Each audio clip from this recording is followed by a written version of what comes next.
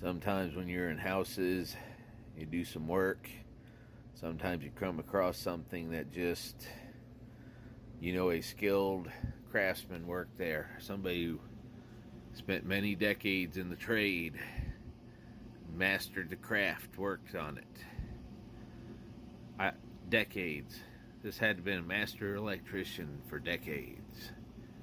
Because you know how I know? They used electrical tape too. Definitely electrical tape. Like, don't touch anything.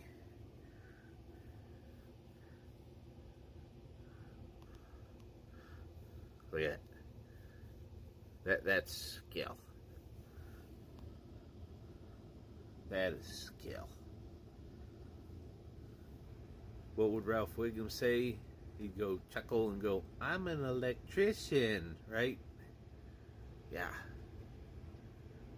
Master of the trade. Oh yeah.